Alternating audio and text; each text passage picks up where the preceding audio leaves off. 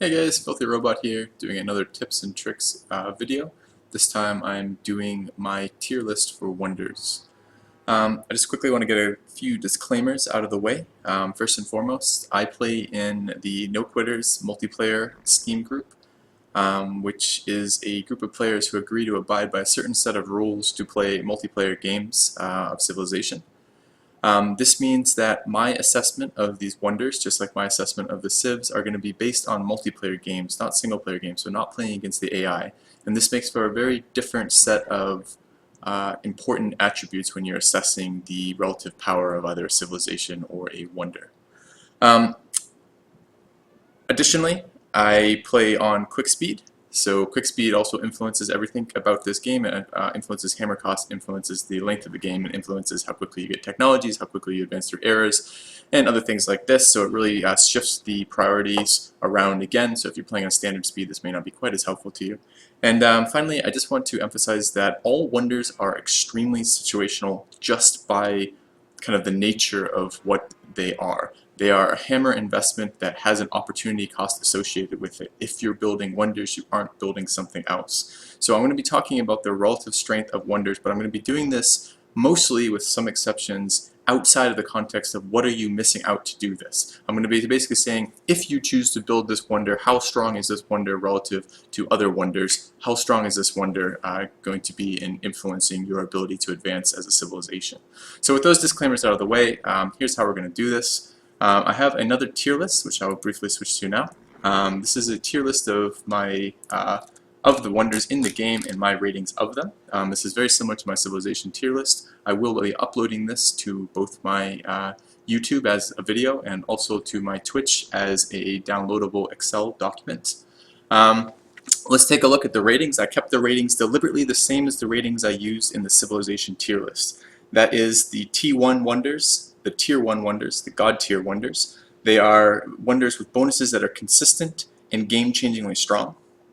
The Tier 2 wonders, these are strong wonders, are bonuses that are consistent. They are wonders that have bonuses that are consistent and strong, or situational and game-changingly strong. The Tier 3 wonders, these are wonders that are decent wonders, basically. They have bonuses that are consistent and mediocre, or situational and strong. The Tier 4 wonders, these are wonders that I consider weak wonders. They have bonuses that are consistent but weak, or situational and mediocre. There are the Tier 5 wonders, which I consider bad wonders. These are wonders that are consistently inconsequential or situational and weak. And then finally, the Tier 6 wonders. These are wonders that I really don't think you should be building. These are wonders with bonuses that are detrimental to the civilization. And when it comes to the civilization, sometimes the ones that are detrimental is because they have abilities that really don't help you in multiplayer and are too easily countered and really cost you something. In the wonder tier list, this is going to be wonders where the opportunity cost is so overwhelmingly high relative to what the wonder gives you that there really isn't a reason, except in the very most specific, tiniest, rarest of circumstances, to actually be building this. So that's what I want to use as basically the rating system, and then let's go ahead and start talking about the actual wonders available. Alright, so let's get out of Excel, back to Civ, here we go. Alright, so there's a couple ways I could have done this, and I actually struggled a little bit with deciding on quite how this format's going to go. I could do this alphabetical. That's the easiest to reference at a later time. It doesn't make a whole lot of sense when you're jumping around through this, and it leaves you jumping through the tech tree looking at things. I could do this by civilization or by era, and era is a pretty nice way to talk about things in the sense that it is very easy to navigate because we're going to be using the technology menu a lot to get through these. I guess I could use the wonder menu too. Perhaps that would be an easier way to do this.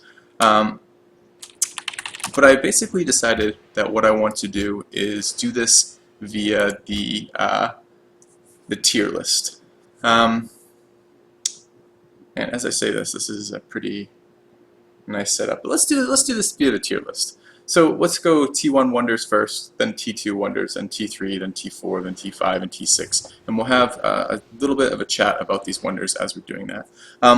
One more disclaimer, I will be doing a wonder spotting video in the not too distant future, where I'll be taking a look at the skeleton that forms for each wonder that you're constructing, a skeleton that you can use to spot your opponents building this wonder, even though you don't know for sure that they're building it, but you can spot that being constructed in their capital or one of their expands or whatever else. That's not going to be this video. Basically, the time it takes to add an extra turn move and look at the skeleton for each turn is going to be longer than I want to spend on this video. This video, I'd like to keep it roughly the same length for the civilization tier list video. So we'll be doing that, the wonder spotting video at another time, but this one in particular is a civilization wonder tier video and talking about the relative strengths of these wonders and why I find them that way. Okay, so with that said, let's go ahead and start on the tier 1 wonders. I have 10 wonders I consider tier 1 wonders, and let's go through them in alphabetical order for that. First and foremost is Alhambra. This is an incredible wonder. This is arguably, in my opinion, either the best or the second best wonder in the entire game. It is, actually, let's go back to this. All right. So you can get the information from that by a couple different formats. This is probably the easiest to look at format. This is a wonder. It's available at Chivalry. What it does is it gives you a free castle. It gives you 20% culture in the city that it's constructed in. Gives you +1 culture just for being a wonder. Has a pretty reasonable 268 hammer cost. It's all the wonders scale up by basically their tier in the eras. So like the wonders in this tier are going to be slightly less expensive than the wonders in this tier, which are going to be slightly more expensive than the wonders in this tier, etc. You get the idea.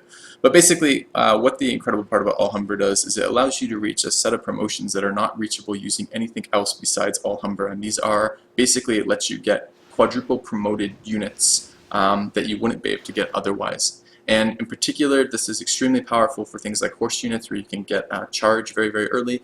It's powerful for things like infantry units, but it's most powerful with things like paratroopers and XCOM.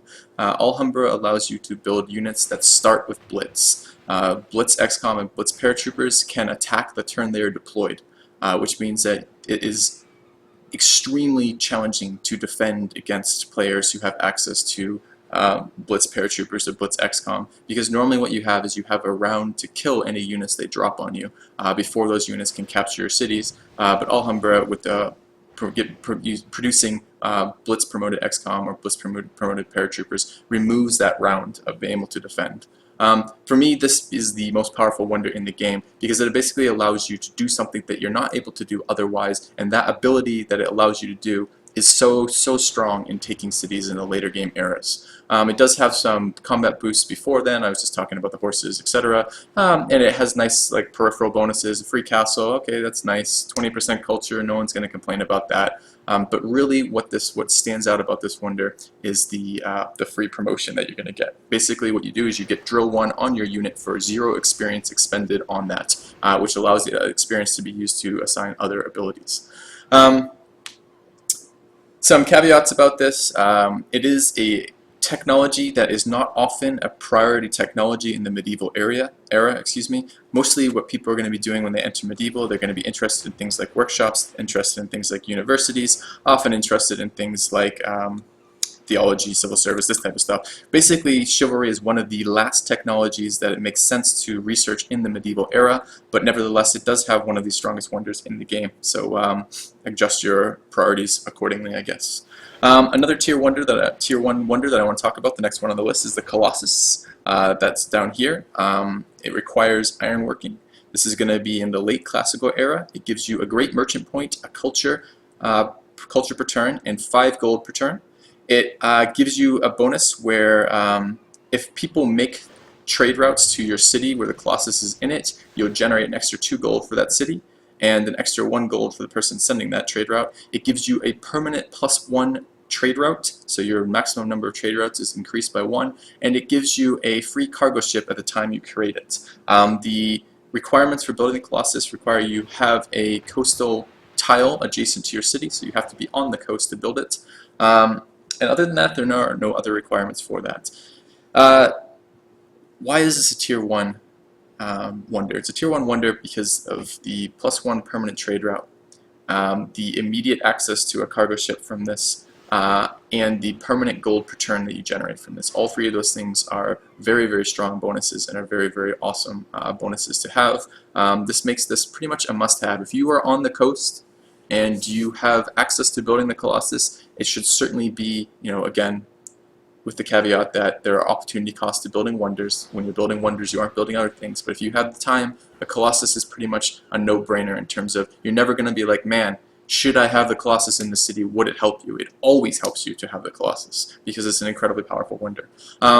Something to worry about when you're building the Colossus. Great merchant points are really unfortunate. It's almost a nerf to the wonder. It's almost like a downside, a hidden downside to the wonder to be generating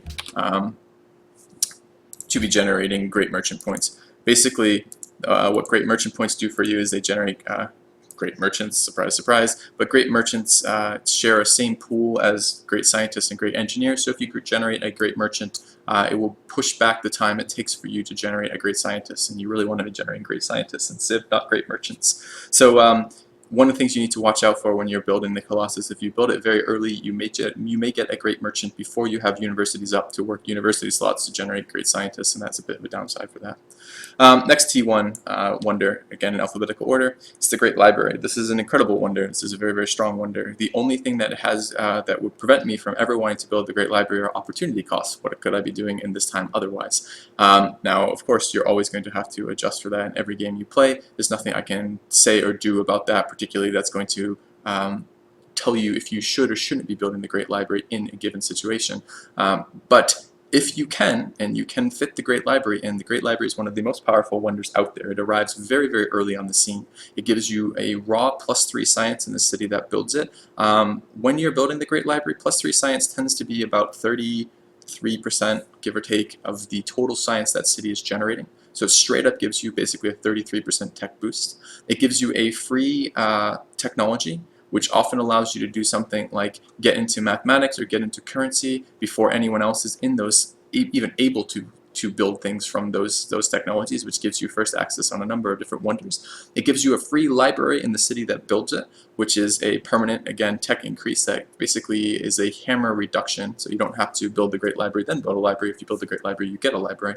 And this is going to and then there's other peripheral bonuses. It gives you +1 culture per turn. That's always nice. Building a number, that's any like 1 or 2 wonders, really you won't notice that cultural boost. But if you start building 4 or 5 wonders, you're really going to see a difference. That might be something like 20–25% increase in culture for your civilization that other civs don't have.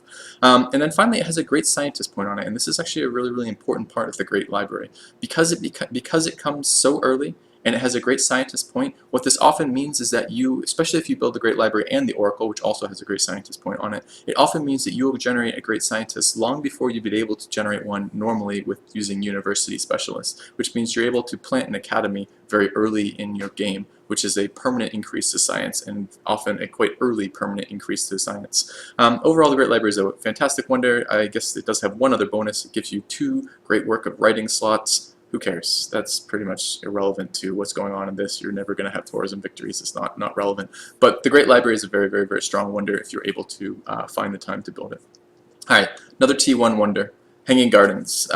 This requires tradition. It gives you +1 culture and +6 food, and a free garden in the city that builds it. All of those things are relevant. They're all decent bonuses. The free garden is very nice. The culture, of course, is always nice. But really what shines from this is the +6 food. This can be game-changing. It allows a huge amount of early growth in the city, almost always the capital. This is one of the priority wonders. It goes very, very, very quickly. Everyone wants it. A lot of people beeline straight for it. It provides a lot of growth. It doesn't win or lose you the game in of itself if you have it, but it's going to be a permanent increase, and especially early increase in things like hammers or overall population in the city, which equates to science, production, and everything else important. It's a very, very powerful wonder. Basically, actually this bears mentioning now, possibly even Bor mentioning earlier, but the earlier the wonders are, the more impactful their bonuses are going to be if they're things like science or food bonuses. +6 food at like something coming out in the info era, like a hospital, because I mean a hospital is literally the exact same thing, comes out in the industrial era. A hospital is 5 food, so it's 1 less food than Hanging Gardens, but pretty damn close. Is almost never worth building in the industrial era because the game is going to go on for too small a portion of the time, and this is too little a total percentage of the food your city is generating at this era to make much of a difference. However, 6 food in the early classical is a huge amount of food. It may be as much as double, or at least 50% probably increase in food in the city that you're building it in. So it's going to be a huge amount of food. Very, very powerful, very, very powerful growth-oriented wonder. Next up is a Hubble Space Telescope over here. Hubble, T1 as well, has a great scientist point, which is totally irrelevant at this stage in the game. Costs 837 hammers, which is a hell of a lot of hammers, but you're never going to be hard building Hubble. It just is not how you do Hubble. You're always going to be engineering Hubble. It has bonuses to, gives you a free spaceship factory and 25% production when building spaceship parts. Don't care. None of that is relevant. I mean, yeah, okay, the one time I won a space victory in the last 100 games, I'm sure it was nice to have spaceship parts. I'm not even sure I had spaceship factories actually, but who cares, you know, whatever. What the critical part of Hubble is the two great scientists. Basically, what you're going to see, how you're going to see Hubble used in the no-quitter games, is you're going to see people popping a bunch of great scientists for their instant science shield and very quickly advancing through the atomic era to get into satellites, and then using an engineer to one-turn Hubble and generate 2 more free great scientists, which allows them a lot of flexibility in the tech tree where they want to end up if they're going for something like atomic bombs or XCOM or stealth or anything like that. You're going to see some very, very strong bonuses from getting to Hubble. There's another really important part of Hubble too. When you do this, by being that first person to reach Hubble and grab Hubble, you deny the ability for any of your opponents to pick up 2 great scientists. So it has quite a huge advantage at that point in the game too. And often timing pushes are what wins in the information era. The first person to one of these very, very strong technologies like XCOM or stealth or atomic bombs is going to have a very, very strong position relative to the other players who don't have access to that technology. It can make or break the game, and Hubble is very, very good at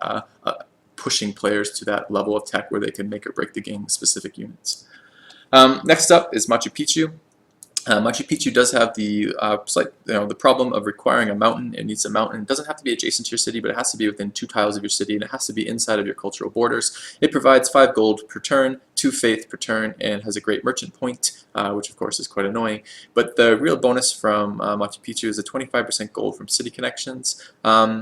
5 gold in of itself is quite nice, 2 faith is quite nice, 25% protection, gold from city connections. The combination of that means this is a huge gold producing wonder for your civilization. If you have a mountain in range of your cities and you have the time to build Machu Picchu, you pretty much always want to. It's not situational at all. Every civilization doing every type of victory strategy is helped by early gold generation and early faith generation. And this is a scaling gold generation, so that 25% is going to be relevant throughout the entire game. Can't say enough good things about Machu Picchu. Incredibly powerful wonder, tier 1 wonder for sure. Notre Dame is the next one I want to talk about. This is another tier 1 wonder, of course, since we're doing it in list, also with a great merchant point. Again, be wary of the great merchant points. Something like the medieval era, they're not quite as devastating, because in the medieval era is also education. When you get access to universities, you pretty much can generate scientists faster than merchants just from the merchant points generated from wonders. It's much more devastating in the early game, so for example, classical or even ancient era, where you're getting things like Mausoleum of Halicarnassus and Colossus, which have great merchant points, and those are going to, or Great Lighthouse rather, those are going to be problematic in generating merchants before you get scientists. It's less of an issue when you start making it into the medieval era, and it's pretty much not an issue after the medieval era at all. So things like Notre Dame and Machu Picchu have less of that detrimental merchant point. But anyways, why is Notre Dame so incredibly valuable? The faith is nice, but it's really the happiness, which is why you build Notre Dame. And happiness is a growth cap in civilization. Happiness is what limits your growth, and growth is what drives your science and production. So you absolutely need growth. You can't win games with low population. The person with the highest population is almost always the biggest threat, with some exceptions, but in general it's a pretty good rule of thumb. The higher the population, the more potential their civilization has. And the Notre Dame just pushes that growth cap up by 10. One population is equal to 1 unhappiness. In general, and Notre Dame offers 10 global happiness. So again, this is global too. So wonder happiness and social policy happiness are global happiness. And that's quite important in the sense that it's not like you're building a Colosseum where that happiness only applies to the population increase in your city. Notre Dame happiness can be used to negate things like cityness unhappiness or any other type of happiness. It's global happiness. So Notre Dame, extremely, extremely powerful wonder.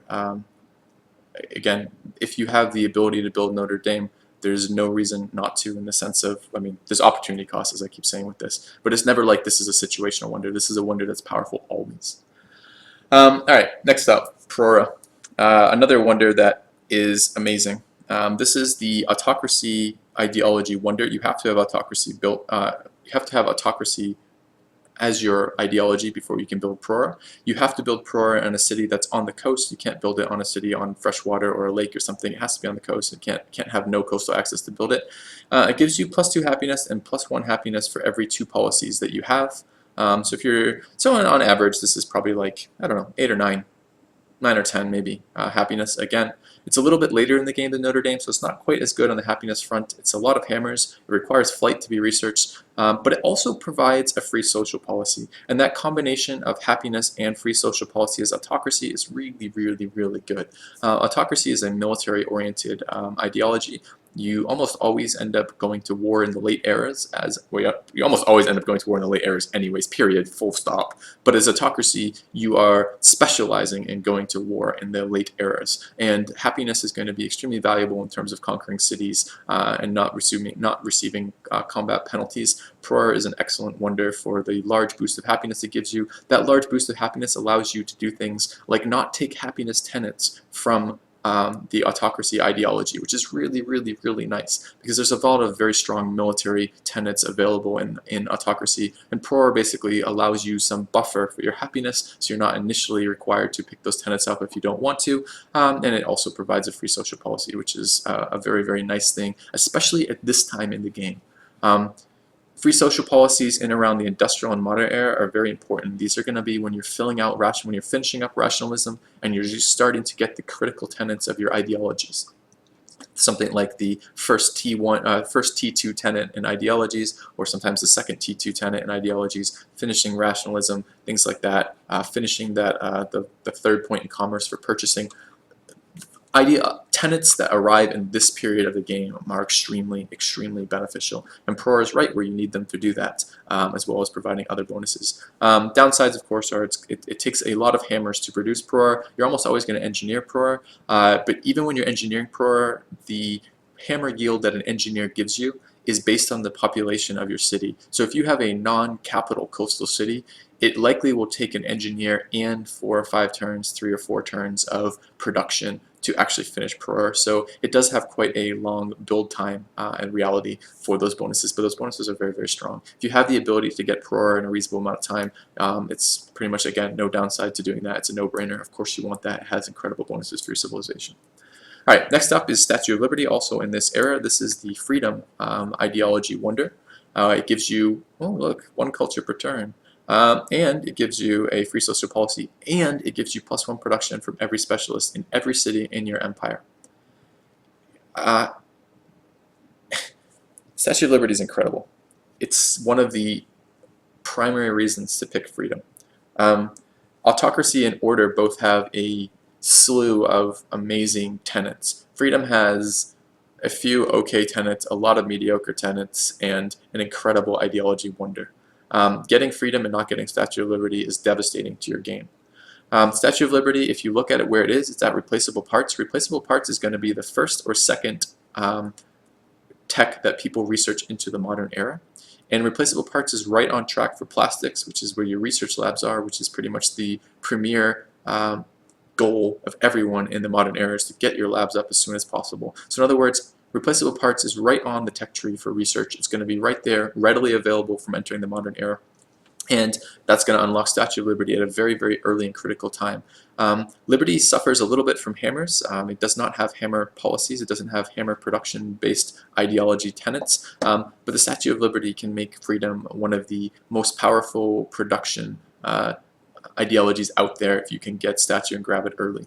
The free social policy, again, I just talked about this with Prora. This timing, right around the early portion of modern, late industrial, is extremely important for policies. So this is, of course, a very welcome timing on that policy, and it gives you a ton of hammers. In all likelihood, you're going to be working something like both artist slots, both writer slots, somewhere in the vicinity of 6 to 10 university slots, somewhere in the vicinity of like 4 to 6 probably public schools. Another, when you get labs up, that's another 4 to 6 specialists there.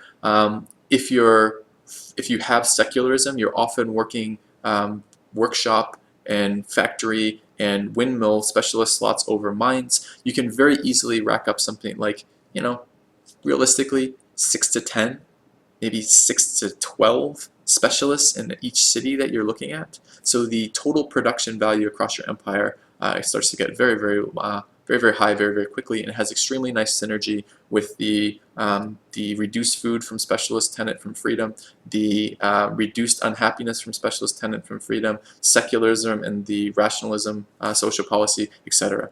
So it has very nice synergy with the rest of the freedom tree, and it just is for freedom probably the best wonder you can get at this stage in the game. Alright, moving on. Temple of Artemis is another T1 wonder. It's right at the beginning of the game. It provides 10% growth in all cities and 15% production when building a ranged unit out of the city that it was built in. It also has a great engineer point and a culture point as part of that, culture per turn, 1 culture per turn as part of that wonder. Temple of Artemis is amazing. We've already talked about why Hanging Gardens is so good, that early growth is important. Temple of Artemis is essentially at 60 food, it has the same growth as Hanging Gardens. Temple of Artemis is one of, I think, 2 things in the game that basically is total growth as opposed to excess growth. So there's a pantheon, I forget what it's called, that gives you 10% growth across your cities, and that is not equivalent to the Temple of Artemis bonus here, because most of the food modifiers in Civ, the percentage food modifiers, are after. That's their excess food. So if your city eats 8 food and you have 10 total food generation in your city, most of those modifiers only affect the 2 remaining food. Temple of Artemis affects the base food. So if you have 8 food in your city, if you have 10 food in your city and your citizens are eating 8 of it, it still modifies the 10 food, not the 2 remaining food, which means this bonus is better than it looks on paper. Additionally, it's very early. You probably won't get it as soon as you open archery, because building a wonder at this stage in the game, this early, is a little too high on the opportunity cost in general, but you will get this very early. And that means 10% growth in all of your cities across your empire above and beyond what other players have. And at 60 food, it's actually better than, I just said this, but it's better even in your capital city. As soon as you reach 60 food, it's better than Hanging Gardens.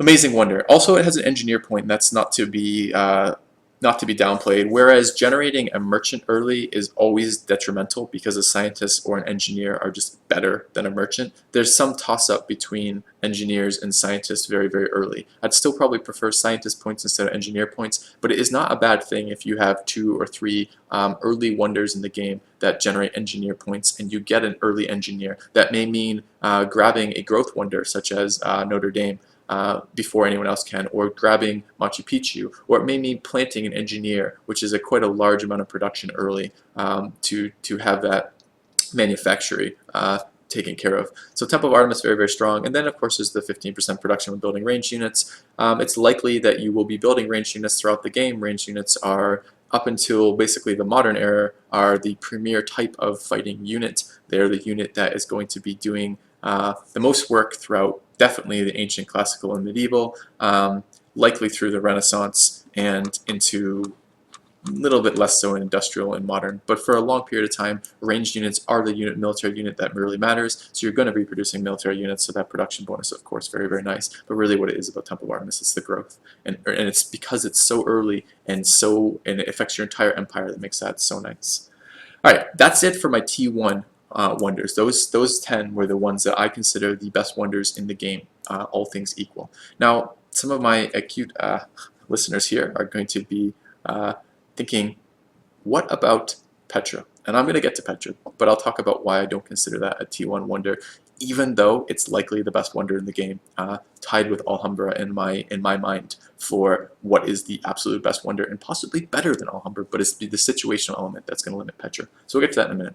All right, Tier 2 wonders. First and foremost, we're going to talk about, well, not foremost, actually just first. We're going to talk about Borobudur. This is available in the medieval era. It's going to be opened up with theology, gives you 5 faith per turn, and gives you 3 free missionaries. It has to be built in a holy city. This is a consistent and strong wonder. It's always beneficial to spread your religion. Well, that's not entirely true. I should take that back. Let's step it back from that. A large portion of the time, and pretty much always if you're building Borobudur, it's going to be beneficial to spread your religion. Sometimes it's not beneficial to spread your religion to other people. Sometimes you just want it on your own cities, or sometimes even just on your capital.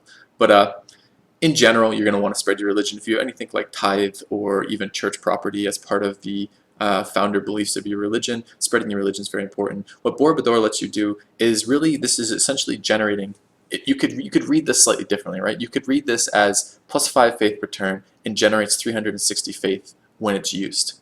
And now basically what it's going to give you, the 3 missionaries allow you to spread religion to your other cities. If your cities are growing faster than your religion is pressuring them, or if you just don't have a lot of religious pressure, or if other people are pressuring your cities may not be converting quickly to the religion you want. And if you have a number of useful bonuses like production bonuses or happiness bonuses as part of your religion, or gold bonuses, you want your city to spread. And if you have something like pagodas or mosques as part of your religion, or you're trying to do something where you part of your strategy is to generate great profits and plant them to keep the faith per turn getting higher and higher in your empire, getting free ability, free in the sense of you convert hammers, you don't have to use faith for it, where if you're getting a building that allows you to spread your religion without expending faith, that can be extremely strong.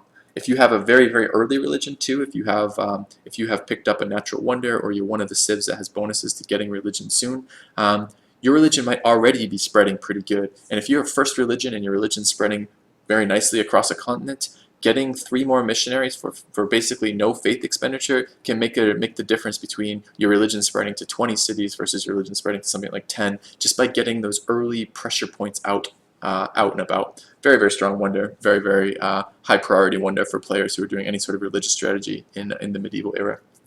All right, next T2, Brandenburg. Brandenburg is a T2 because it's really situational on 2 things. It's really situational on stacking bonuses and the ideology you go. If you go autocracy, you don't need Brandenburg Gate. If you go autocracy, basically Brandenburg Gate is fluff that you don't care about, and it becomes a very low priority wonder. If you don't have Brandenburg Gate, you cannot get 3 bonuses without either being Zulu or, 3 promotions without either being Zulu or Alhambra. And really what you want is 4 promotions, which means you need Alhambra and Brandenburg Gate. So if you're not going autocracy, Brandenburg Gate becomes extremely important, because again, what it allows you to get access to is it allows you to get access to things like Blitz paratroopers, Blitz XCOM, or air repair bombers, or things like I like +1 range battleships, although some people don't think that. I like being able to stack on a border of someone's slightly inland city 4 battleships or something like that. It allows you to get access to the 3rd set of promotion or 4th set of promotion, depending on what you have exactly. And these can be extremely game-changingly powerful promotions. The great general you get when you build it is nice too. Often around this time you are doing things like unlocking uranium or unlocking aluminum, and having a general to be able to steal some territory from a city-state or steal some neutral territory to have access to those resources can be very, very strong. The great scientist points are always welcome, although at this stage in the game, the great scientist, great engineer, or great merchant portion of wonders is pretty non-influential relative to the great people points you generate from things like workshops, universities, public schools, etc. So the other bonuses on this, and of course +1 culture is always nice, but at this stage in the game is pretty inconsequential. Really what you build Brandenburg for is the +15 experience for units promoted there, and to a much lesser degree, but still a relevant degree, the general. Tier 2 wonder, although situational is why, because it is game-changingly strong in a lot of different builds, but it's a little situational because some builds don't require it at all. Next up is the Chichen Itza. I really, my nose itches right now. That will be forever on YouTube. I won't regret that, right? I really think highly of happiness wonders. There is a limit to your growth in the game, and that is based on your happiness, and there's a limit to the number of ways you can grab happiness, and especially at certain stages of the game before you have your ideology unlocked. For example, it is extremely difficult to generate happiness, and happiness wonders like Chichen Itza, like Notre Dame, like Taj Mahal, like Eiffel Tower are very, very beneficial to your empire in terms of allowing you to expand either by growth or by conquest. The 50% modifier to Golden Age is a nice perk, but it's really meaningful for some civs such as Persia or Brazil or other Golden Age dependent civs, to a lesser degree Poland or something like that, where it has higher impact. But it's not all that relevant in general to the Civ. So you're basically building this for a fairly expensive 4 happiness in terms of hammers, but 4 happiness that you can get that no one else can, and 4 happiness that you can get above and beyond what your cities are bringing in from luxuries and colosseums. So I think it's a tier 2 wonder. I think it's very, very strong if you can get to it. I also think it tends to be one of the first wonders to go in the medieval era. A lot of people enter medieval through civil service because civil service gives your population, your empire, a huge amount of growth, and growth is what wins games. So Chichen Itza becomes a pretty highly contested wonder. All right, so tier 2, the engineer point. Again, early medieval, the engineer point is less relevant than it would be if it was in an earlier era, but it's still something, and of course there's a little bit of culture on it as well. Next up, T2, Eiffel Tower.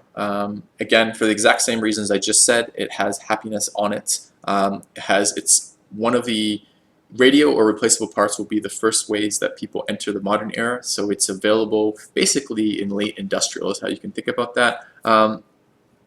It has great merchant points on it, but it doesn't matter at this stage in the game. It has culture on it, but it's only a little tiny bit of culture. It really doesn't matter at this stage in the game. 5 happiness is quite nice, and also it gives you 12 tourism. If you are not using futurism, 12 tourism is surprisingly impactful, especially if you get this quite early and other players are not great at generating culture. The pressure that you get from ideologies is a comparison of your tourism to their culture and their tourism to your culture. And improving any of those elements for yourself is going to make the ideology pressure less on you and more on them. So Eiffel Tower often allows you to get exotic, which is the first tier of influence with your tourism to their culture. And getting exotic against another player protects you from any unhappiness so long as they're exotic or below, and protects you from some unhappiness as they move up the influence tiers on you. So basically the plus 12 tourism at the bottom of that is not just for players looking to win tourism victories. It is essentially more happiness, which makes this a little bit better than it looks on the first read. Because on the first read it looks like 5 happiness, and 5 happiness is good, but at this stage in the game it's not quite as good as it would be, for example, the 4 happiness from Chichen Itza early. But it's still quite good, and then really the tourism is more happiness, although a little bit delayed in terms of when it's applied. All right, next T2 wonder, another happiness wonder. This is Forbidden Palace. This is the patronage only wonder. It gives you +1 culture. Who cares at this stage in the game? Gives you 2 additional delegates. That's quite nice. If you have any care about the way that the World Congress plays out, in a lot of games you will care about that. In a lot of games it's game breaking or game changing to have influence in the Congress. This is essentially 2 extra votes. It's the equivalent of having 2 city-states, or if you have city-states, it just makes that even better. If you time it right, if a couple players have died early, or if you have entered the Renaissance through printing press, which gives you host of the World Congress so long as you've met everyone else, and you have built the Forbidden Palace, the first vote, everyone just has 1 vote, except for the host who has 2, and except for the guy with Forbidden Palace who has +2. So basically, you can enter the first vote where you have 4 votes, and everyone else has 1 vote. And if 1 or 2 players have died, or 1 or 2 players have your religion, you can sometimes, on the very, very first vote of the World Congress, push your religion through, which means you'll have 6 votes as host, as Forbidden Palace, as religion. You'll have 6 delegates in the World Congress right off the bat and have a very powerful bonus that people will always block if they have the opportunity to do it, but sometimes you can engineer a position, create a position for yourself where they cannot block that. Okay, so that's a nice part of it, but that in of itself is not why I would give it a tier 2. That'd probably make it about a tier 3 for me, make it situational and strong, but not the end of the world. What really does it for me is the combination of those 2 votes, and then it gives you basically aristocracy all over again. For every 10 citizens, it's 10% unhappiness from citizens, it reduces 10% of the unhappiness from citizens. So for every 10 citizens you have, you gain 1 happiness. Likely at this stage in the game, you're probably going to have empires in the vicinity of 50 to 60 pop. So you're probably looking at the vicinity of 5 to 6 happiness on top of that, which makes that a really, really nice acquisition to the empire. 5 to 6 happiness plus 2 votes is quite strong. All right, next T2 is the Great Lighthouse. Consistent and strong, or situational and game-changing. I think both of those actually describe the Great Lighthouse. It's always strong to have +1 naval scouting and +1 naval movement. It allows you to fight other players who have exploration. It allows you to utilize Gallius or galleass a little bit better, because galleass are quite good as military units, but they're also quite slow if they have to follow the coastal outlines. They make frigates very good. When you're fighting naval wars, like sub versus sub, or sub versus battleship, or frigate versus frigate, or anything with the ships that can cross deep ocean, sight radius is incredibly important. It allows you to get first move advantage because you can see them and they can't see you. And that means you can set up outside of their sight range your forces in a way that allows you to quickly move in and get all your first shots off. And because it's like naval combat in this game, it's like watching horse archers or chariot archers fight on open plains, right?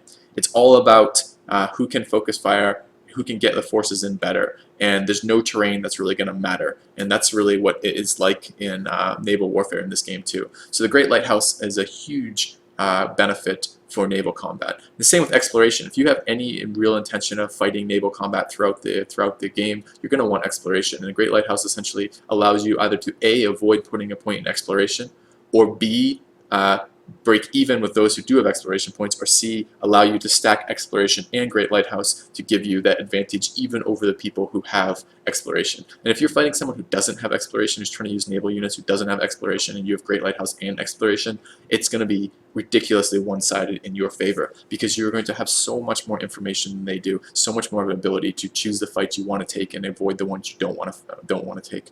Great Lighthouse is a very, very strong military wonder. On the downside of Great Lighthouse, it gives you a great merchant point, and it gives it to you really, really early. It's easy to accidentally generate a great merchant with the Great Lighthouse before you have a chance to generate a scientist or engineer, and that's a huge downside of the Great Lighthouse. It's also a very expensive lighthouse. The bonuses it gives you are combat bonuses that are later in the game. In the early game, when you're really trying to get your growth and production out, having to spend 123 hammers on a lighthouse instead of the 50 that costs for a regular one is very, very detrimental. I have often in my capital, in games that I played, built a regular lighthouse first and then built a Great Lighthouse, just so I don't have to wait on the regular lighthouse to finish to start utilizing my coastal resources, to give you an idea of how much of a difference that is in hammers. Alright, next up, the Great Wall. This is a tier 2 wonder. This is basically an incredible combat wonder. The Great Engineer point is still in classical era. It's a little bit impactful, but not hugely. The culture, one culture in of itself, is not hugely impactful, although again, those culture points do add up across wonders.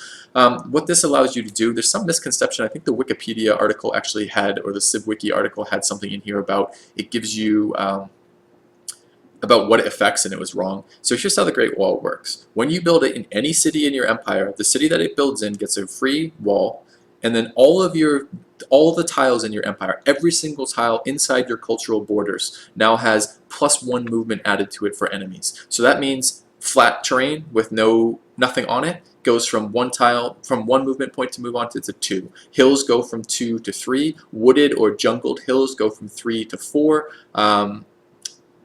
And let's see, marsh goes from 3 to 4.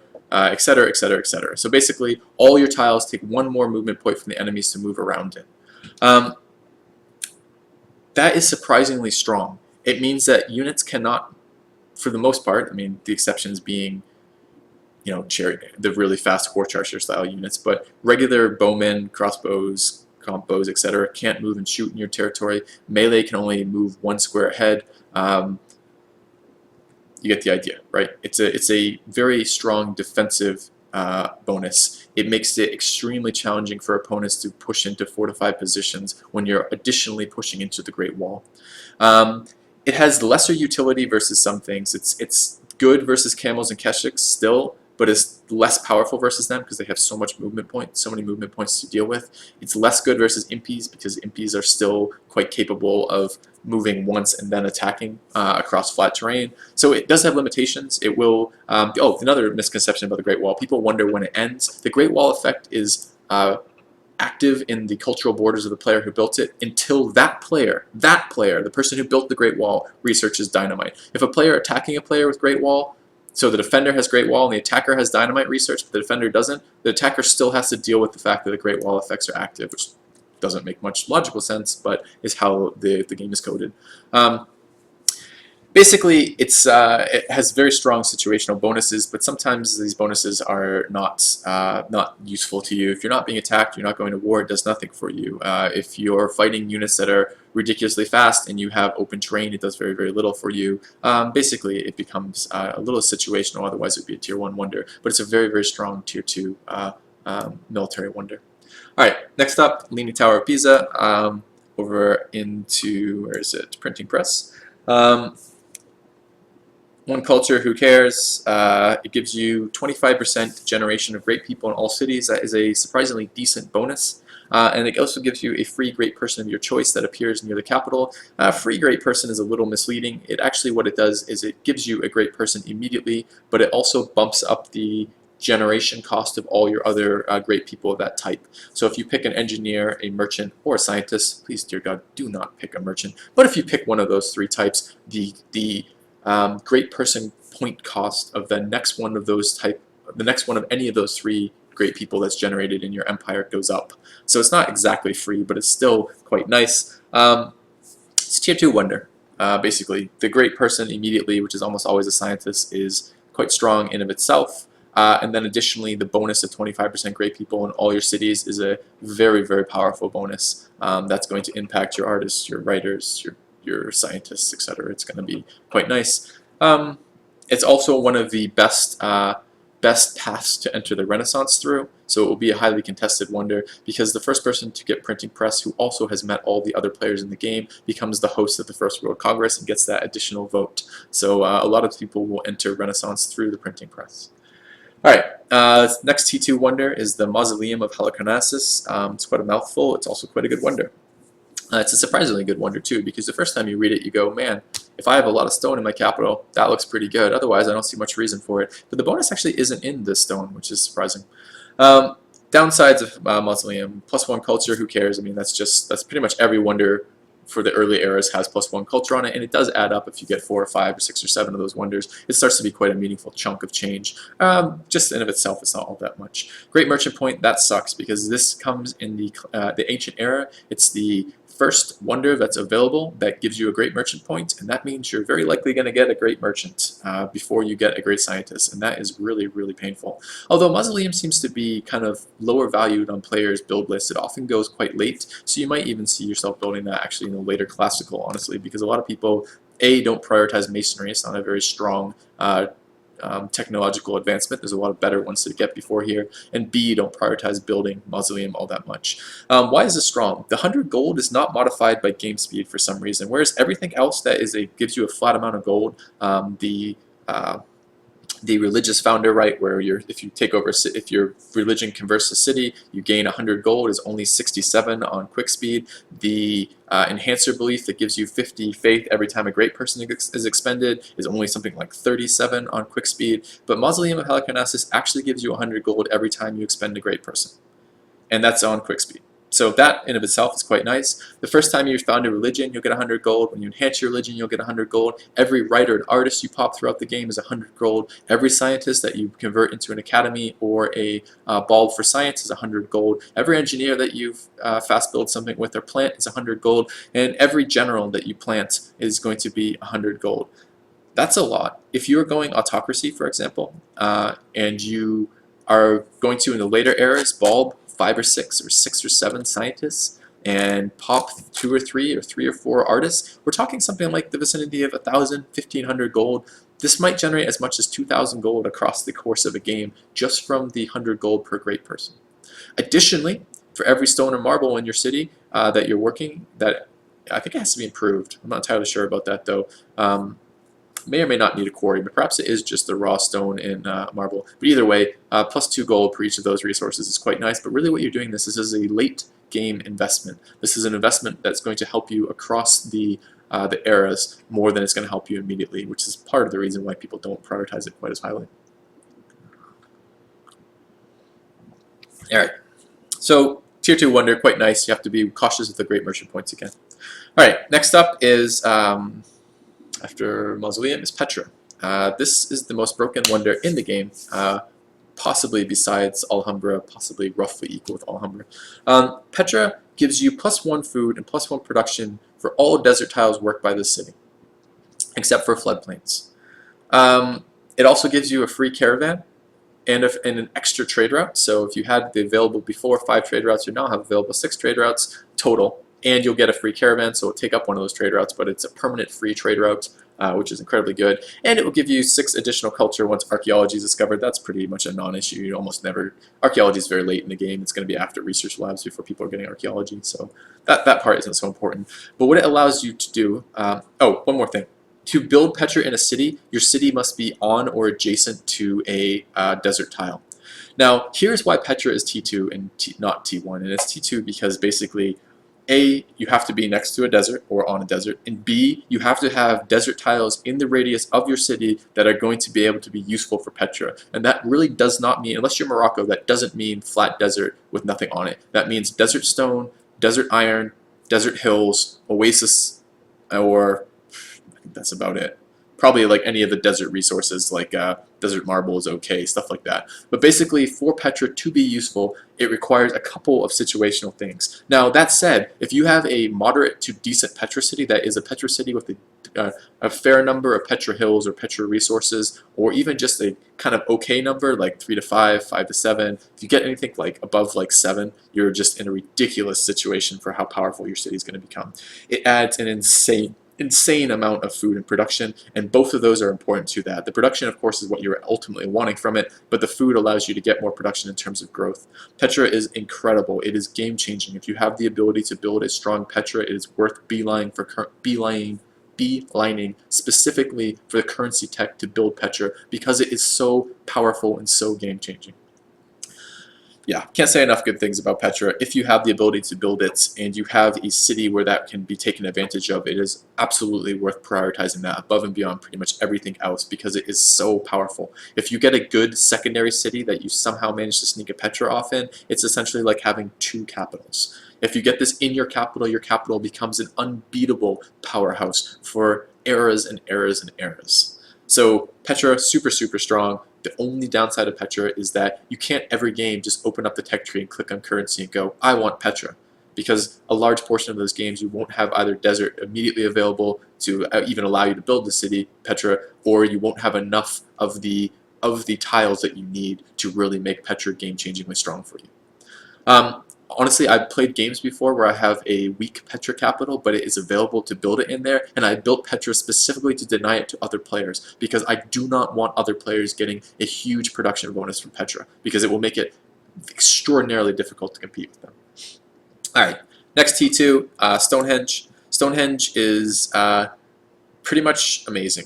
Stonehenge is available at Calendar. It's one of the first wonders to be available. It's in the ancient era. It gives you an engineer point, which is so-so, as we've talked about before, although an early engineer point is not a bad thing. It can maybe get you an engineer if you build 2 or 3 engineer wonders. But really what the big part about Stonehenge is the faith.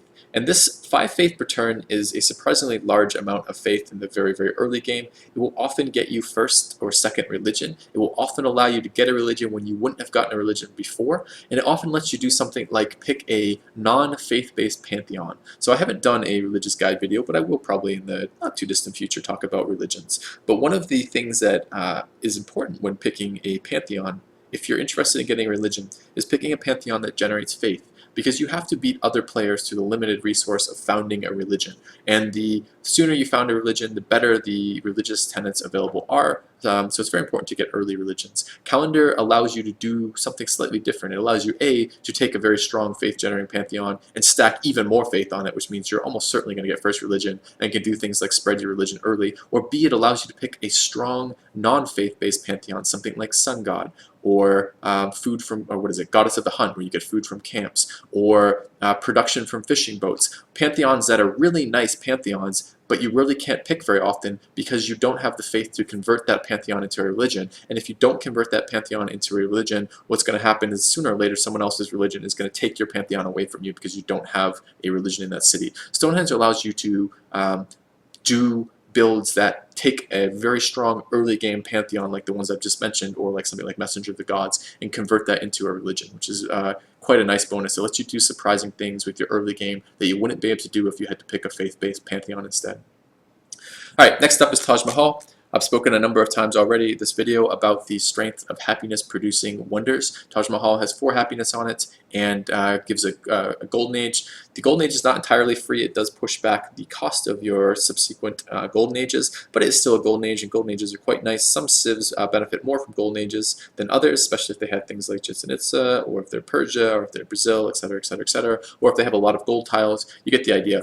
But Taj Mahal is happiness and a golden age, and it's quite a it's quite a good wonder. It's a teacher wonder for sure. It's also an architecture, which this is a pretty common tech to enter into early in the Renaissance, so you may see this wonder be fairly contested. Basically, people enter the Renaissance often through printing press, and then basically are going to scientific theory next. So sometimes there's some variation if they're trying to artillery push, or if for some stupid reason they want to get into industrialization. But mostly what you're trying to do is you're trying to maximize your science, which means that you're going to go something like printing press into scientific theory, which means that architecture gets opened up fairly quickly. And that means that people will be competing for Taj Mahal. Quite a good wonder. It's just solid happiness wonder. Gives you a golden age. Can't complain. All right, next up is that's it for the T2s. So that's me done with the T2s. We'll move on to the T3 wonders. These wonders are wonders that bonuses are consistent and mediocre or situational and strong. Let's start with Hagia Sophia, which is over here. This is a fairly interesting wonder. It does allow you sometimes to do things like pick up a religion, found a religion that you wouldn't be able to found otherwise, because you get a free great profit and you can immediately use that to found a religion if 4 religions haven't been founded, 4 religions being for 6-player multiplayer. The number of religions founded that are able to be founded in a game are based on the size of the map, or possibly the number of players, but those roughly are the same. So there is some ability to use Hagia Sophia for founding a religion. Often it is used to quickly enhance a religion. So you maybe will found a religion sometime in the classical era, then tech to theology, and very quickly build Hagia Sophia and and then use it to enhance a religion, which will allow you to pick up a second follower belief that maybe other players would have liked to have taken for their religion, or get a very strong spreading like religion, like something with printing press or itinerant preachers or whatever it's called, where your religion spreads faster or farther. So you can do things like that. It also is, and I didn't mention this about Borobudur, but I probably should have, it's also permanent faith return. So the other thing that Hagia Sophia does for you is it gives you a free temple, which is nice because temple has a 2 upkeep costs, and 2 upkeep is quite expensive for a building. So gives you a free temple, which is nice, and it also gives you 3 faith return, which is nice. Overall, in general, I don't think the hammers are worth it for the profit, but there are specific strategies, generally religious-based strategies, where the profit is very important to get. It's not exactly a free profit, even though it says a free great profit. It does increase the cost of your future great profits. So if you're trying to generate a bunch of profits, this may not be the best bet for you. Additionally, I don't think profits at this stage in the game are all that useful for spreading faith. I think you should be using missionaries who are much cheaper faith-wise, much less expensive if you lose them, and don't have the opportunity cost of planting them. At this stage in the game, if you were doing a religious-oriented strategy, you may want to enhance. You may also just want to plant this profit, because the overall, the final faith that you've generated across the eras from having this may be more beneficial to you than actually using it to spread religion early. But overall, it's an interesting wonder. It allows for some diverse strategies that, you know, some wonders are just, of course I want this. It's always beneficial for everything. Hagia Sophia is much more situational in that when it's beneficial versus when it isn't beneficial. So I do like that for being interesting, but it does make it a T3 wonder for me. All right, next T3 wonder, we'll talk about the Kremlin. I hate the Kremlin. I think it's a really garbage wonder. It's only T3 at all because it gives you a free cultural policy. And the free cultural policy is pretty strong. Now, the problem is, railroad comes a lot later than flight and a lot later than replaceable parts. Realistically, what you're going to see players teching for is teching for plastics. After plastics, they'll often go into biology to pick up oil, and then into flight to pick up bombers. So you're going to see people do something like enter modern through here, hit plastics, hit biology, hit flight. Then they're probably going to want atomic theory because they're going to want to see if they have uranium. They're going to have to be worried about people nuking them. Then, and only then, after they've gone through all the technologies up here and finished over there, are they going to start filling out railroad. And they're pretty much only doing railroad. Yes, the railroads are quite a nice 25% production bonus, but realistically what they're trying to do is they're trying to get into things like bombers and fighters and get into things like nuclear fission because they're going to be atom bombed and have to deal with that. That means this tech comes a hell of a lot later than something like Statue of Liberty. And quite a bit later than something like flight. I mean, the difference in timing between Statue of Liberty and Kremlin is absurd.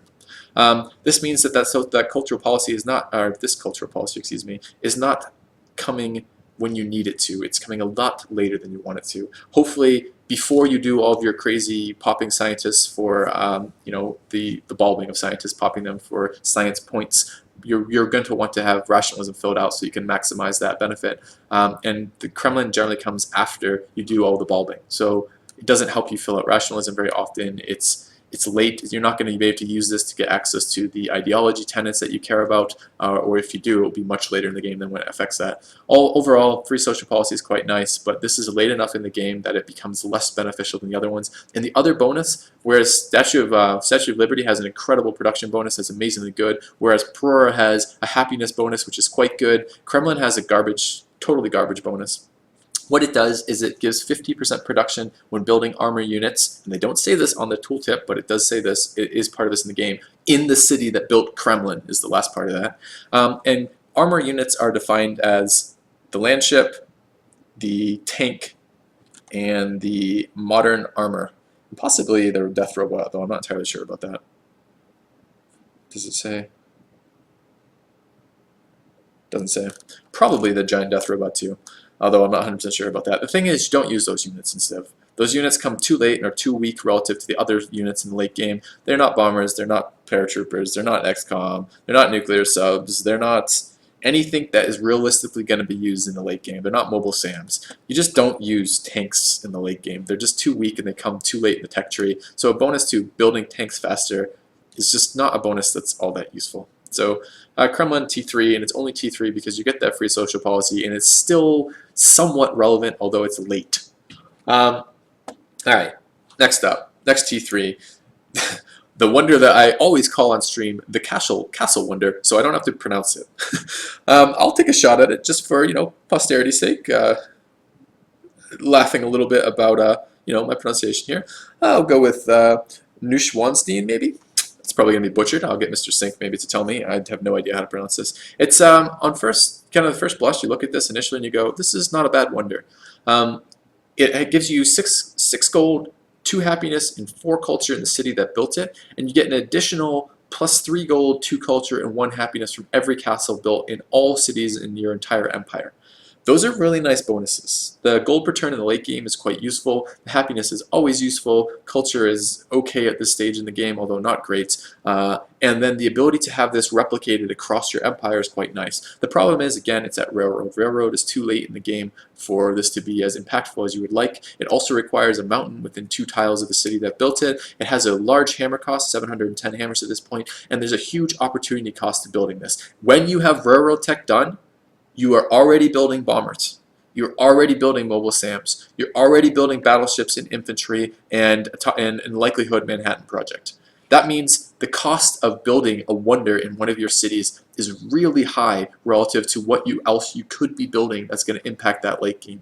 Additionally, if you're engineering this, because I know some of you are sitting back going, well, I don't ever build that wonder, I engineer it. If you're generating engineers at this stage in the game, you should not be doing that. You should be generating scientists instead. If you are thinking of generating an engineer at this stage in the game, it better be for something really specific. And honestly, this wonder isn't worth it for an engineer at this stage in the game. Your engineers at this stage in the game should be for things like Prora, should be things like Statue of Liberty. They should be not for Hubble over here, and everything else should be for scientists, because engineers and scientists have that shared opportunity cost, right? So if you're generating an engineer, you're not generating a scientist, and vice versa. And if you're faith purchasing an engineer, you can't be faith purchasing a scientist, although that's a little bit less cut and dry because those costs go up independently of each other. But still, the time where I would faith purchase an engineer to buy this wonder over just saving that faith for a scientist probably means it's going to be my 3rd or maybe 4th scientist that I'm purchasing that I'm deciding to do that instead of. So this wonder would be much better anywhere else in the tech tree. The fact that it shows up here makes this wonder a lot weaker than it would be otherwise. Still quite a nice wonder, but I would have to call it a T3 wonder. It's very situational the times you'd want to use that because there's too much opportunity cost associated with doing it. All right, next T3 wonder is the Oracle. I like the Oracle. It's a wonderful pickup. It almost always gets lost in the games that I'm playing because it's just not good enough. There's only a couple strategies where I think it needs to be highly prioritized, and let's talk about that. So the Oracle gives you 3 culture instead of the 1, so it's basically 3 times as good as any other early game wonder in terms of culture. That's something. It gives you a free social policy. That's the kicker, and we'll talk why that's so useful in just a second. And it also gives you a great scientist point. A great scientist point is nothing to scoff at.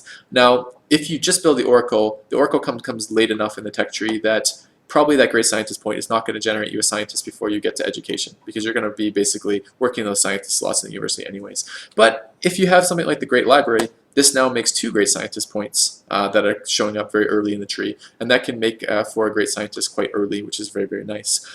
Really what the benefit of the oracle is for strategies that involve a high amount of social policies. And there's a very popular strategy out there. Arvius kind of introduced the community to it. A lot of people use it, myself included. It's a strategy based around using autocracy purchasing.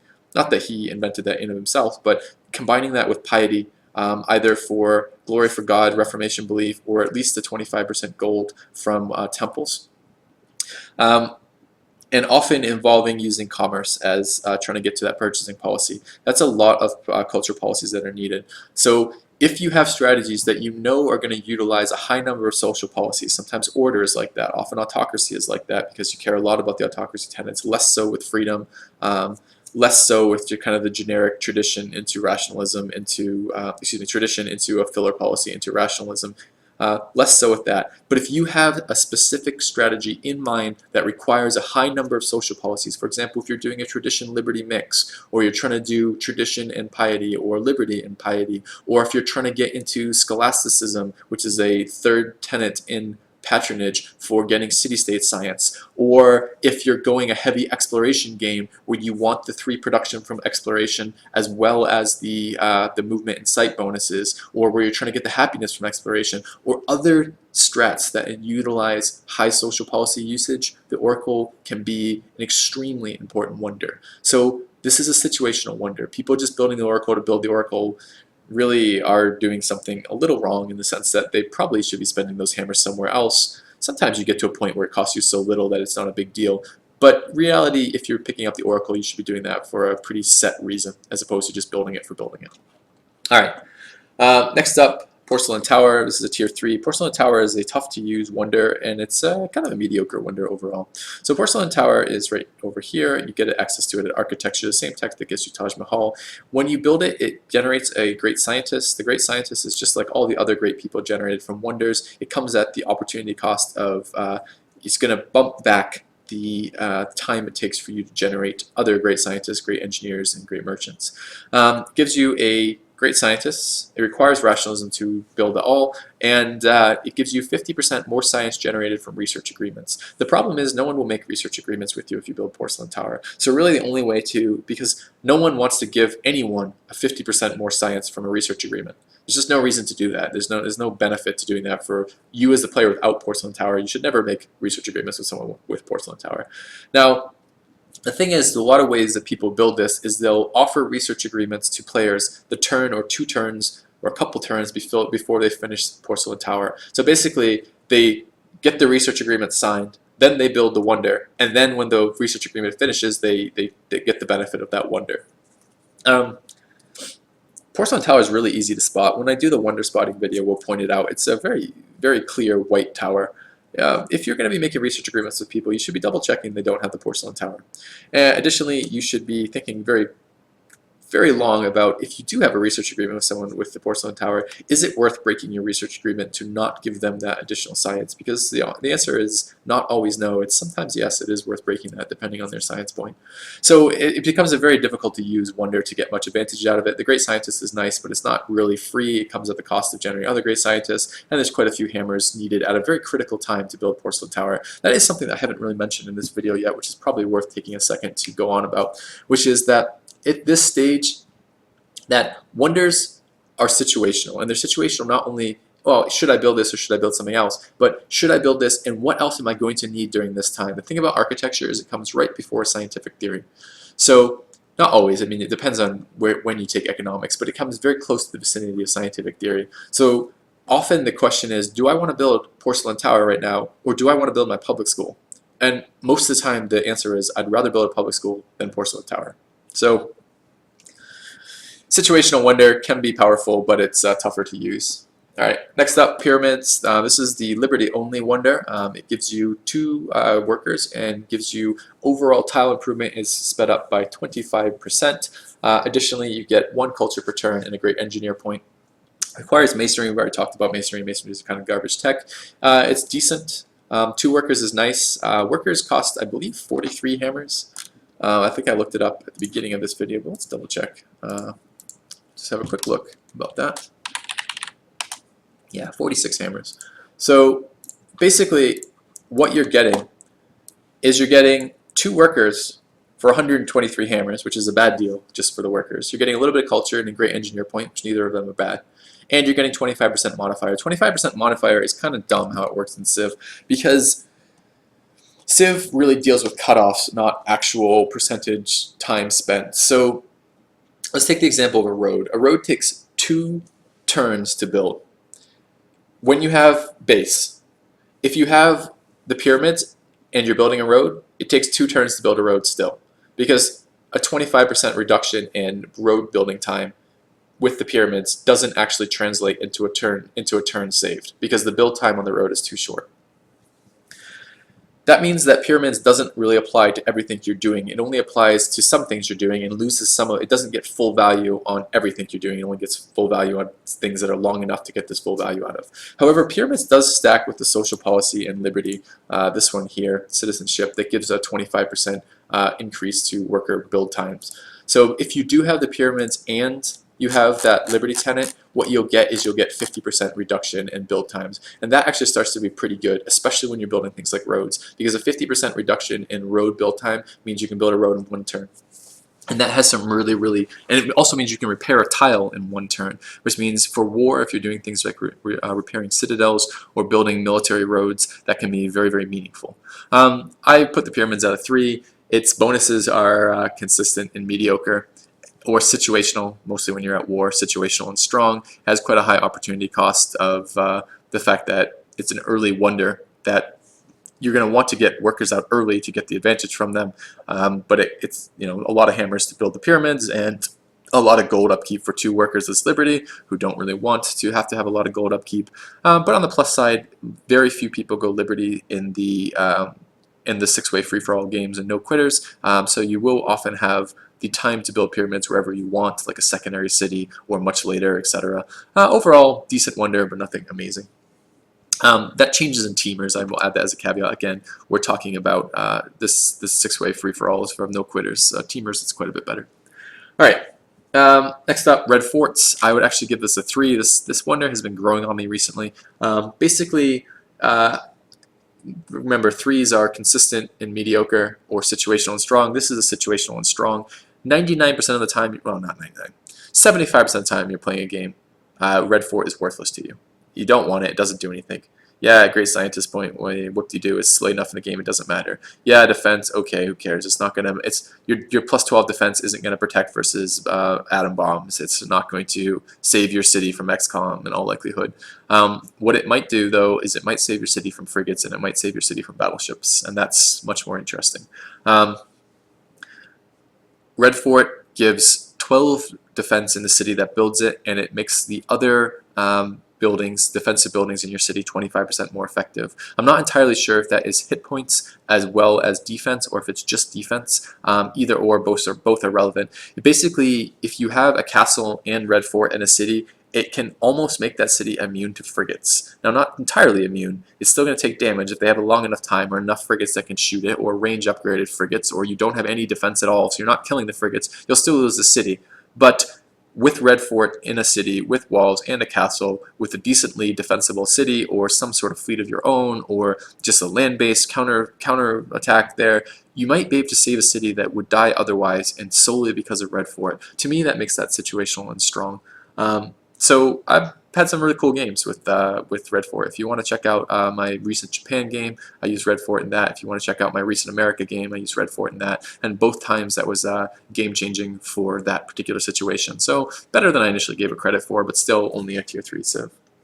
All right, the last Tier 3 Civ I'm going to talk about is the Sistine Chapel.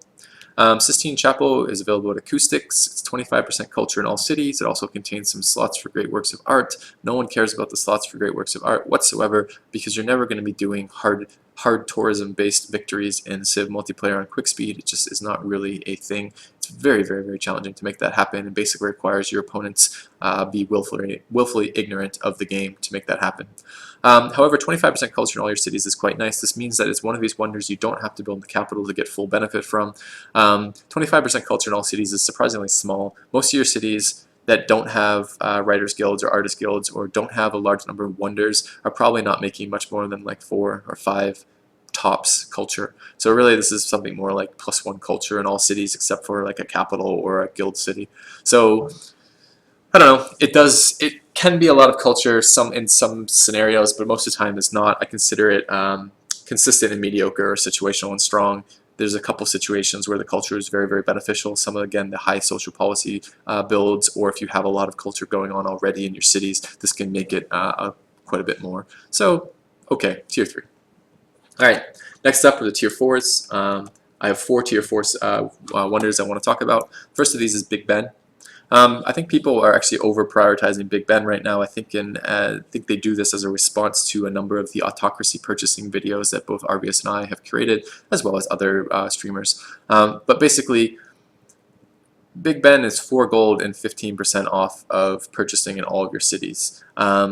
It requires a point in commerce to do this. It has great merchant points, but no one cares at this stage in the game. It has 1 culture per turn, but again, that's very, very inconsequential at this stage in the game. Basically, Big Ben is nice if you're stacking if you're going skyscrapers, which is the order purchasing tenant for buildings, which is a very, very rare pickup. It's decent if you're going to be purchasing space parts, but what? When do you purchase space parts? So that's pretty irrelevant. And it's decent when you're building any sort of purchasing strategy. The problem is most of the games people don't do a lot of purchasing units or purchasing buildings. So 15% in of itself is not all that much. It's not going to allow you to purchase a bomber stack in a city with no mobilization and no commerce, for example. It's just gonna, it's gonna make them cheaper, but not cheap enough that you're realistically going to be able to do much with that. Additionally, even if you do go mobilization or the commerce policy that allows 25% purchasing discount, I think that's mercantilism. Even if you go those policies, this 15% is not a perfect stacking. So it's additive stacking with mercantilism. So if you have 25% off and 15% off, it does equate to 40% off for purchasing there. But the mobilization tenant is a multiplicative modifier. So really, it doesn't perfectly stack with that. So it then becomes like 33% of 0.6 type deal to get the total cost. So I think the total cost, the reduction with all 3 of them is like becomes about, I think it's 0.396 of the base cost. So it's really, you get things for 40% of their base cost. But the difference between that with mobilization and commerce 3 versus and Big Ben versus just mobilization and commerce 3 is pretty small. So in other words, it's a nice little pickup for purchasing strategies, but it's not game-changing realistically for those purchasing strategies. And for the non-purchasing strategies, it's a fairly bad wonder to build. That is just the hammer cost for it isn't worth it for what it's giving them. So I don't think it's all that strong. I give it a tier 4 wonder overall. Next up, Himeji Castle. I don't like this wonder all that much. It gives 15% combat strength for units fighting in friendly territory and provides a free castle in the city in which it's built. It has 2 great engineer points on it and 1 culture, but those don't really matter at this stage in the game. 15% combat strength is nice, but it's basically 1 promotion, and it's not all that big a deal.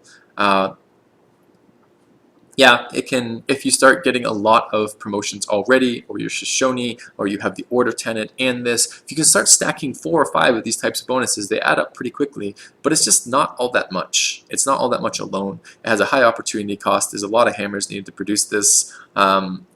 And it just isn't that essential. Again, my tier 4 stuff is basically going to be stuff that are consistent and weak or situational and mediocre, and I consider this either way basically on that. In general, it's fairly consistent and weak. All your units get it, but well, I don't think all your units do. I actually don't think air units get it, but most of your units get it, and it's fairly weak. Or if you have a million of these bonuses stacked together, it's okay, it's a little bit mediocre, but then it's still, if you have a million of these bonuses stacked together, it's still only on defense. It's only units fighting in friendly territory. So if you are attacking someone else's cities, you're not going to get the bonus anyways, so I just don't see a lot of use out of that wonder. It's okay. Next up is the Parthenon. This is a tier 4 wonder for me. It has a surprisingly large amount of culture, but it's just basically not as good as the Oracle. So if you're going to be going a high culture strategy, you are going to get, I think it's actually 6 culture. I think it's 4 from the base off of this and 2 from the Great Work of Art that's already pre-built in the Great Work of Art slot. It does have the 2 tourism. The 2 tourism is basically meaningless, although in fairness, it's the same kind of bonus as the Eiffel Tower. That tourism across time may get you a little bit of happiness, so there is potentially a little bit of happiness built into the Parthenon. The culture is nice in the sense that getting access to cultural policies faster is nice, but again, I feel like the Oracle is just a much more effective way of doing that. The Oracle has 3 culture per turn and a free social policy. The Parthenon has 4 culture per turn, really 6 culture per turn, and no social policy, and I just don't think those equate. Parthenon becomes a fairly low priority wonder for most players. You often see it go very late in the game and built in an expansion as someone goes, what the hell, I'll just build it because I don't care. Yeah, mediocre. Tier 4. Alright, Terracotta Army, another tier 4 wonder. People misuse this wonder all the time. The thing about Terracotta Army is that it is not free units. It gives you a copy of each type of military land unit you control. That includes scouts, although scouts are not a military unit, so it's a little misleading on the tooltip. But basically, you're going to get a copy of all your melee land units, or not melee, excuse me, all your land units that you have. The thing is, you don't tend to have a lot of variety in what you have. You have to really work to maximize this, there's a cost associated with this. Terracotta Army costs 167 hammers. Now compare that. A horseman costs 50. That means if you have 3 horsemen, you build 3 horsemen, you can build 3 horsemen and cheaper than it costs to build a Terracotta Army. Composite bow is 50. Chariot archer, 37.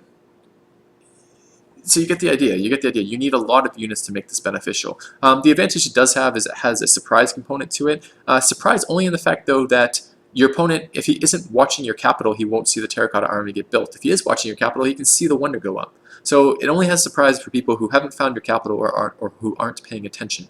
And the only surprise it gives is that it gives a sudden influx of units that might not have been there before. Now that means you have to have units available already. If you're going to take maximum advantage of Terracotta Army, you need a lot of different types of units. You need a chariot archer, you need a composite bow, you need a spearman, you need a swordsman, you need a bunch of units to actually get value out of that. And if you have a bunch of units, your military score is probably pretty high anyways. It's fairly obvious. There's stuff you can do with it. It's not terrible. You can do things with this with gold upgrades. You can do things with this with if people don't build it, you can build it later. So you might get something like a composite bow and a crossbow on the turn before you want to upgrade that composite bow. So essentially giving you 2 crossbows or knights or something like that. But in general, it's a fairly weak wonder. It's just not all that strong. The other bad part of it is the units that it creates copies of don't have the promotions that the units that had the promotions have. So you get no promotions out of these units. They are raw units promoted. So if you have like a triple promoted like Jaguar out there that you promoted into a swordsman and he like steals like health from things, you just get a swordsman. You just get a crappy swordsman with no promotion. So that kind of stuff is fairly annoying. T4 wonder. It's okay. It's better later when you get units that have higher build costs, but that requires no one else to build it. It's just not that great. Alright, tier 5. These are wonders that are consistently inconsequential or situational and weak. Let's go through them kind of quickly. These are bad wonders, basically. These are literally what I call bad wonders. First of these is Angkor Wat. Angkor Wat is a terrible wonder. It reduces the culture and gold cost of acquiring new tiles by 25% in every city. It gives you a great engineer point and 1 culture per turn. It also is available education. This is available way too late in the game to have an impact. You do all of your tile buying pretty much before this. Great. So you can spend a bunch of hammers on something right as you hit education, which is a pretty hammer-intensive technology anyway, since you're going to be building universities, and you can get something that really has very minimal impact on the game anyways. I'm a tile buying junkie. I buy a huge number of tiles in games, and I never build this because it comes too late to help me on the tile buying. And again, the points on it really don't matter at this stage in the game. It's past the point where you're accidentally going to generate things you don't want, so the fact it has engineer points on it as opposed to scientist really has no impact on the game whatsoever. Next up is Broadway. I only include Broadway in here at all because of futurism, and that's pretty much it. I actually don't even know if I know the technology for Broadway. I think it's over here. Broadway gives you a free great musician for 710 hammers. And it makes me extraordinarily sad when people build this wonder in regular games. If you're trying to go a futurism victory, it makes total sense to build this. If you are trying to go a tourism victory and you need slots for your musicians, it makes total sense to build this. If you're doing anything else in your game, it makes no sense to build this, because great musicians are totally inconsequential to the majority of the no-quitters 6-way free-for-all games.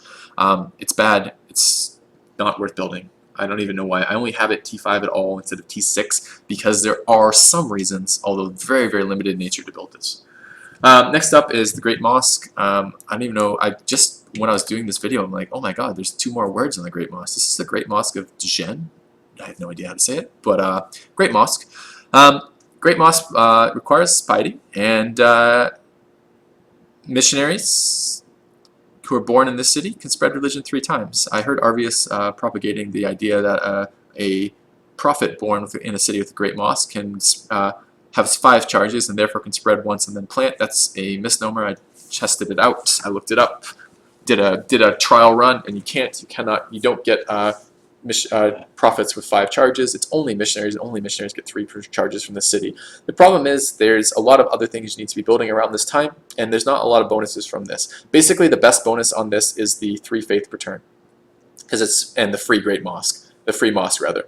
So you actually get 6 faith per turn out of this, and 2 or 3 culture per turn out of it, which makes it not terrible. But that requires you A, not have a mosque.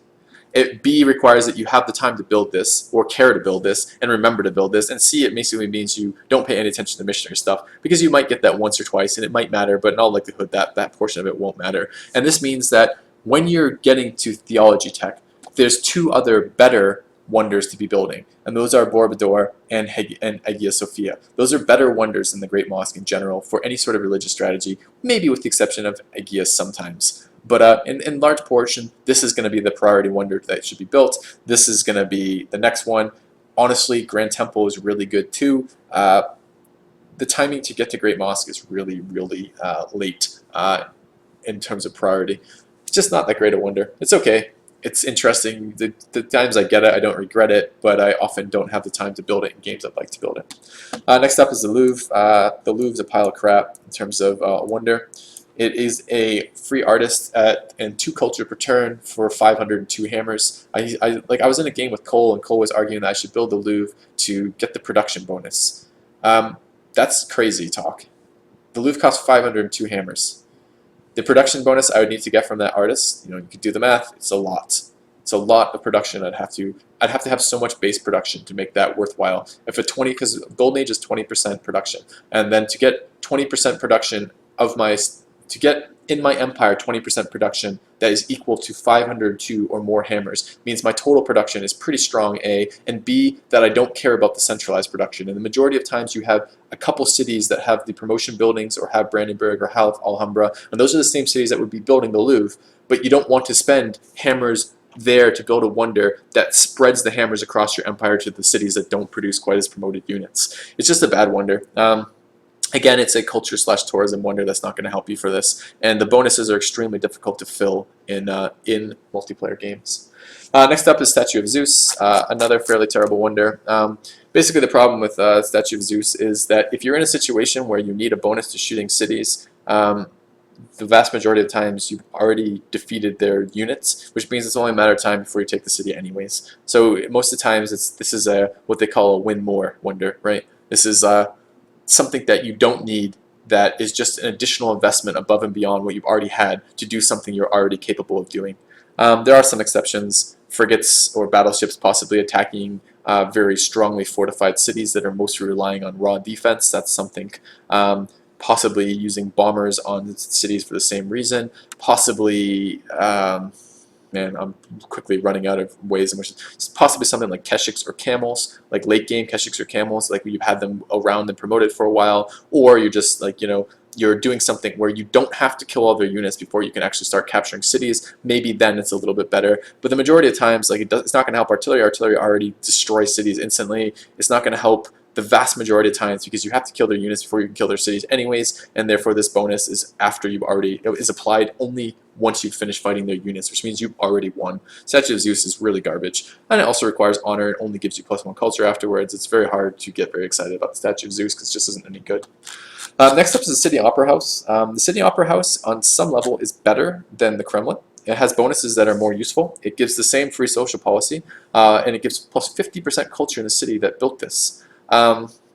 It also has great works of music, which is literally news to me. I've played like 3,000 hours of Civ or something, and this is news to me that it has culture slots for music, but it doesn't make any difference whatsoever. The problem with the Sydney Opera House, it also is required to be coastal. But the problem with Sydney Opera House is that it's too late to be impactful.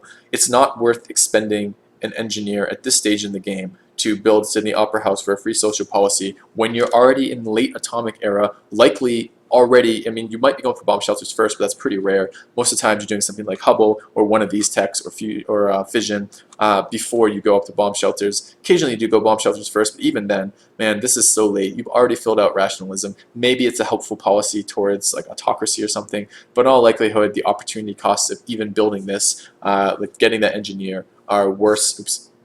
Of getting that engineer are worse than just getting the scientist instead or doing something else with the engineer. It's just too late in the game for this to be a meaningful bonus. So I have to give that a 5. And it's only a 5 and not a 6 because we'll talk about a couple of T6 wonders here because it's still quite a nice, the cultural policy can be nice in some situations. Next up is Uffizi or Uffizi or whatever it's called. I don't even know how to say it. This is the aesthetics wonder. This gives +2 culture, and you get a free great artist that pushes the build cost of all your other great artists back up higher. And you can fit a great works of art in this building. Yeah, no. Tourism, again. Tourism is just not really viable here. This is only really useful if you're trying to do an autocracy into futurism game. And then basically what you're doing is you're trying to generate in a very short period of time as many great artists, musicians, or writers as you can. And then specifically for the tourism from futurism. This is pretty much the only time this is worth building.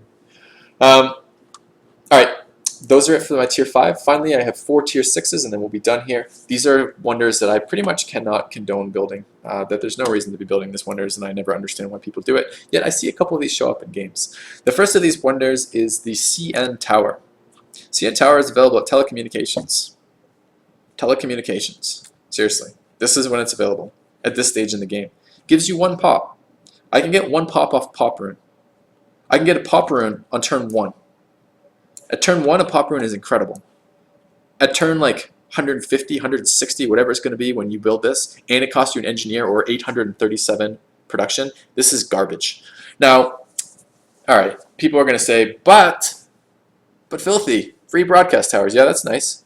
Broadcast towers are something for tourism with freedom or just overall culture, but again, this is late enough in the game that it doesn't matter. Yes, it gives you 1 happiness per city. That's so the +1 population per city doesn't cost you happiness, so that's okay. But at this stage in the game, growth is pretty much a non-issue. You're not growing at this stage in the game. You don't care about growing at this stage in the game. You care everything about hammer. So there is some hammer. You get some production out of this because those population are going to be straight employed in some sort of production element. But the thing is about that production is probably not worth the production cost of actually building this wonder.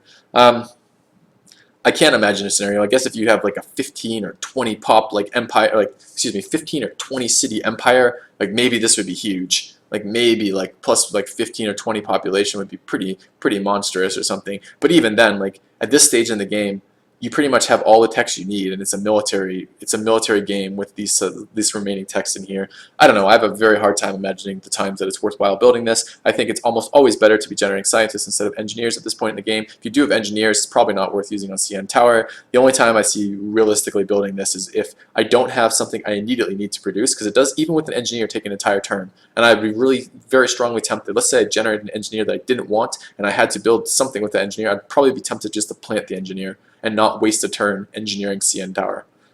Just not strong. Alright, next up, Cristo Redentor. This is a garbage wonder that people really like. They really like this wonder, and I have no understanding why. 5 culture per turn, okay. Remember the Parthenon? Parthenon has 6 culture per turn. The Parthenon is available in the classical era when 6 culture per turn is actually meaningful. At this stage in the game, 5 culture per game turn is not very good. It costs 837 production. Great, that's a lot. Or an engineer. But realistically, it's going to be coming out at the same time as your ideology wonders, as what's the other really good ones, as Hubble, as other things in here that you really care about. I don't see the opportunity cost of building this being worthwhile. The cultural cost of adapting new policies is reduced by 10%. Man, maybe if you saved up a bunch of writers and you entered plastics and you engineered Cristo Redentor, and then you used all of your writers to get into filling out rationalism and then your ideologies, maybe. But I think this is too little too late. I think if the reduction in culture cost would be much better served a little bit earlier in the tech tree when you could use it before all those important policies are coming up. I just have a hard time imagining why this is worth building, and I see people build it all the time. And you know what? The vast majority of times I see people build this, they lose. So draw your own conclusions from that. I don't like it. I don't see it worth it. It's one of those things where I think if you're building it, you're probably better off building anything else from that city, including any sort of military unit. It's one of these, the tier 6s are just like my tier 6 civilizations, where I think it is worse to do this than not to do that at all. Whereas the other ones, the majority of the time, like the tier 5s, like some situations, it's probably not worse to do that, although the situations are probably rare. And this one, the situation is probably too bad to do that. In the same vein, the Great Firewall is equally garbage. Yeah, you prevent spy steals in your capital, but you do that at computers. If you're in computers, you have already finished satellites in all likelihood, you've already finished fission in all likelihood, you probably already finished either nanotech because you're going for XCOM, which I'm not even sure, we might have to do computers on the way to XCOM, but either way, you don't have 837 hammers to spare when you're like 2 turns from finishing XCOM tech, and it's not worth an engineer in all likelihood. I guess maybe if you don't have if you have a really bad spy killer and you don't have a constabulary and you don't have a police station and you don't have a spy in your own city and everyone's spying on you and they're still in the game but they're a couple techs behind and they all have autocracy when they all have the policy that makes their spies steal twice as fast and they all have level 3 spies and you have an engineer instead of a scientist that you don't want and you don't have anywhere to plant that engineer, and you get the point.